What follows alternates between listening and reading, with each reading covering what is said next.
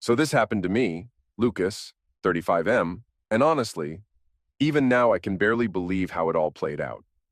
I was married to Dana for 14 years, had an 8-year-old daughter, Sasha, and thought I had the perfect family life. Dana was petite, curvy, claimed to be 5 feet, but was really closer to 4 or 11. We'd been focused entirely on raising and spoiling Sasha for the past 10 years, already dreaming about having the house to ourselves when she went to college in 8 years. But then Dana started acting weird, really weird. She'd come home late, go straight to shower, became distant with both me and Sasha. She claimed she was attending PTA meetings every Wednesday night and never missed one. As a sales rep who travels, I trusted her completely. That's what marriage is built on, right? Love and trust. The bombshell came when Sasha insisted I meet her new teacher, Missy. Marshall, her old teacher, left to care for her husband after a heart attack. I wasn't thrilled about stepping into unfamiliar territory since Dana usually handled school stuff, but Sasha said her mom was acting strange and insisted I go. Holy crap, Reddit. When I walked into that classroom, I had to pick my jaw up off the floor. Miss Marshall, Gianna, was absolutely breathtaking. Tall, probably 5'8", tawny hair cascading over her shoulders, radiant smile, perfect figure. They definitely didn't make teachers like this when I was growing up. I literally spaced out, staring at her, until Sasha snapped me back to reality. But here's where it gets crazy. During our conversation about school involvement, Gianna casually mentioned that the PTA meets on Tuesdays and only on the third Tuesday of every month. My stomach absolutely dropped. Dana had been claiming weekly Wednesday meetings for 2 months. If PTA only meets once monthly, what the hell had she been doing 8 other times? I played it cool with Gianna, even signed up to help with the track club. I run marathons, but inside I was dying. I went home, grabbed my friend Hop, and asked about that private investigation agency he'd used when he suspected his wife was cheating. Ponderosa Investigations. They were at my house within minutes. The PI, Joseph Little Joe Cartwright, 5'4" guy, hence the nickname, installed recording devices on our landline, monitoring equipment for Dana's cell, and small cameras around the house. I opted for weekly DVD summaries rather than live feeds. Honestly, I wasn't ready to watch in real time. "How much is peace of mind worth to you?" he asked. Expensive as hell, but he explained that either way, I'd get closure. If she wasn't cheating, I could trust her again and focus on our marriage. If she was, I'd have evidence to move forward. Either way, I'd stop feeling like a fool. Meanwhile, I'm getting closer to Gianna through track club. She had this soft southern accent that turned every word into melody. I could have listened to her talk forever. Turns out she'd been through her own cheating hell. Her ex-husband was so jealous he wouldn't let her go anywhere. But he was the one cheating the whole time. Said he needed new conquests to stay entertained. The divorce was finalized 3 years ago, and she was just starting to trust men again. We had this amazing conversation during a group run where she basically said she didn't hate men, just went through a lot of bitterness. Where she's from, if you can't keep your man happy, you're not much of a woman. I blurted out, "You're very much a woman," and she gave me this knowing smile that made her intentions crystal clear. The evidence came back devastating. Video of Dana walking into a cheap motel with Chuck Connors, one of her coworkers. I didn't watch long, just enough to confirm they weren't playing cards. Made me physically sick, especially seeing things she let him do that she'd never even suggested with me. I immediately copied everything from my lawyer, Ann Wilson, who had a reputation as the toughest divorce attorney in the state. Ann's strategy was brilliant and ruthless. We'd sue Chuck for emotional distress. Couldn't get him for alienation of affection in our state, but mental anguish was fair game. The goal wasn't money. It was destroying his reputation. The lawsuit would alert his wife, cost him his job, and haunt him on background checks forever. We'd also go after their company.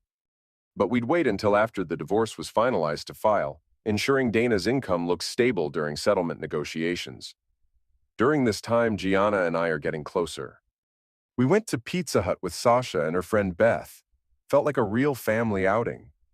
Every guy in the place turned to stare at Gianna when she walked in. At one point, she asked if it was a date, and I wasn't sure I was ready for that. But the evening was magical.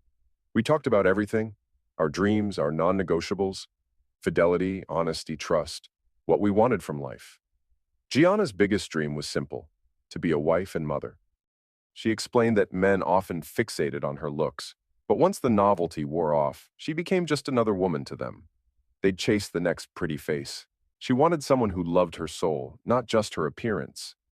I shared that my needs were similar. The confrontation was absolutely brutal. I called Chuck and told him cheerfully that we were practically friends considering what we've shared. He immediately got defensive, blurted it was her idea, but I cut him off. I gave him 15 minutes to get to my house or I'd call his wife.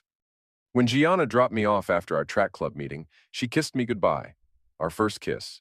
Right as Dana came outside screaming, "What are you doing?" I said calmly, moving on. Chuck pulled up just then and immediately started ogling Gianna. That snapped my patience. I punched him square in the nose, sent him and his chair sprawling. When he tried to get up, I kicked him back down. "You're a married man who chases after other men's wives," I told him coldly. "You've already ruined my marriage and now you're ogling Gianna. Look at her again and you'll regret it. Dana is all yours." "Take her." Chuck scoffed that he didn't want Dana. He already had a better-looking wife. This was just sex and honestly wasn't even good. Dana snapped back that she'd broken it off because I might know, and he wasn't worth losing her marriage over. Then Chuck asked why she'd called him that day, and Dana admitted it was because I hadn't touched her in over a week. I cut them off. "You two can sort this out elsewhere. Help her pack and be out in 20 minutes, or come back tomorrow while I'm at work." They stared in stunned silence.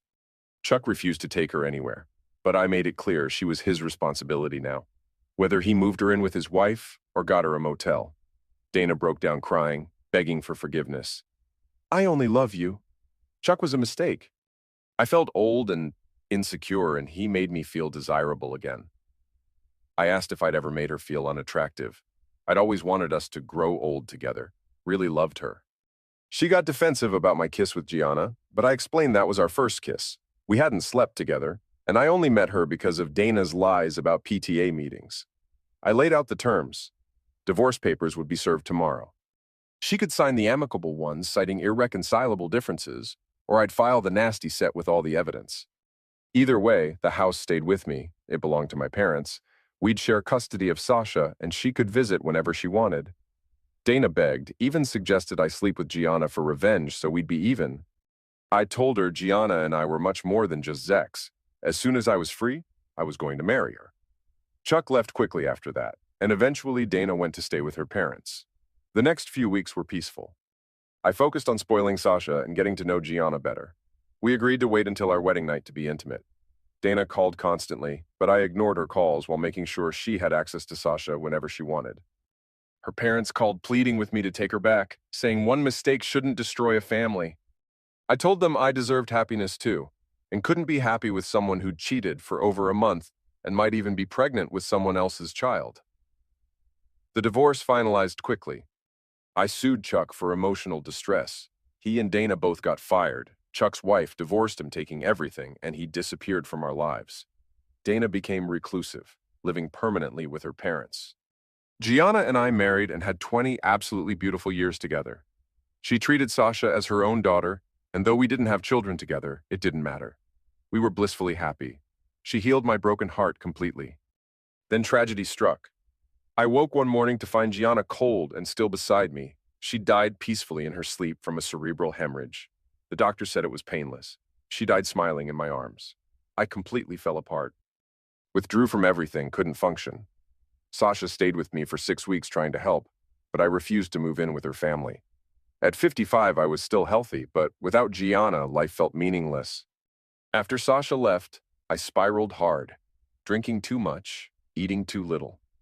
On the third day of my worst bender, I woke to the smell of bacon. Starving, I stumbled to the kitchen to find Dana cooking. "What are you doing here?" I growled. She calmly explained that Sasha made her promise to take care of me, and Gianna had told her that if anything happened to her, Dana needed to come back into my life. "What if I don't want you here?" I snapped. "I'm staying," she said firmly. Dana poured her heart out. She admitted she'd betrayed me for a man who only wanted to use her, threw away the love of her life for nothing. After losing me, she went a little crazy, tried therapy, but it didn't help initially. Then she became friends with Gianna, who made her see that her life wasn't over and pushed her to move forward. She tried dating, but it never worked. Most men only saw her figure, not her. She met a nice man who wanted to marry her, but couldn't commit. Gianna told her it was because she still loved me. Before Gianna passed, she told Dana that if anything happened to her, Dana should take care of me, and maybe she'd have another chance. At first, I couldn't even look at Dana. She threw out my liquor, cleaned the house, cooked meals, made me clean myself up. Her visits were brief initially, but grew longer. Though I didn't want her there, I couldn't deny she was helping me survive. Slowly, something shifted. After about a month, I grew used to Dana being around. By the second month, she stopped going home and stayed in the guest room. She took care of everything, did her best to make my life easier. 3 months after Gianna passed, Dana insisted I wash my car. I still had 4 Mustangs I couldn't part with over the years. Tomorrow marks 3 months since Gianna died. You haven't visited her grave since the funeral. It's time. She'll always be part of you, but you have years left before you see her again. Then, with a small smile, I'll probably go to hell before you see her again. There's a special place there for people who betray the love of their life. I smiled back. If that happens, I'll piss on you to cool you off. That moment marked our turning point. It took over a year before anything romantic happened. On Dana's birthday, which I'd forgotten, she asked for something specific. 1 hour tonight, fully clothed with your arms around me in your bed. That's not a present, I said. It would mean more than anything else. I'm not asking for closeness. I just want to feel you hold me. That evening, she came to what had once been our room, wearing a thick flannel gown. She smiled as I wrapped my arms around her. We fell asleep like that, nothing more. I woke with my hand on her chest and morning wood, but we moved away awkwardly. Still, Dana smiled for days. When Dana twisted her ankle, I took care of her. After nights of her calling from her room, I moved her into mine to tend to her easier. Her ankle stayed sore for weeks. I suspected she was milking it, but she never returned to the guest room. One night, something finally happened. I woke to find Dana pressed against me, guiding my hands to her chest as she moaned softly. I couldn't resist pulling up her flannel gown, pulled her close, and she responded with desperate urgency. "Luke, I need you," she breathed, and I didn't hold back. The first time was fast and intense, her nightgown nearly shredded in our eagerness. Dana's body had changed over the years, softer curves, fuller bosoms, but I realized how much I'd missed her. The second time, she moved slowly, deliberately, creating deeply intimate connection. By morning, we both understood everything had shifted. She kissed me gently, said she'd never stopped loving me. I told her I loved her too. Since then, we've been together, not married, just living as partners. We love each other, share our lives, enjoy closeness without needing legal ties. After all, we'd seen where marriage took us before. Yesterday brought a hilarious moment. After a passionate night, Dana got up to make breakfast. We planned to drive to Detroit for the Woodward Dream Cruise in the Mustang. As I stepped out of the shower, I heard her scream, "No way, not this time," followed by paper tearing. I found her calmly cooking, torn scraps near the garbage with unopened mail on the table. "What was that about?" I asked. "Just junk mail," she smiled. "Breakfast in 20 minutes, then we're hitting the road."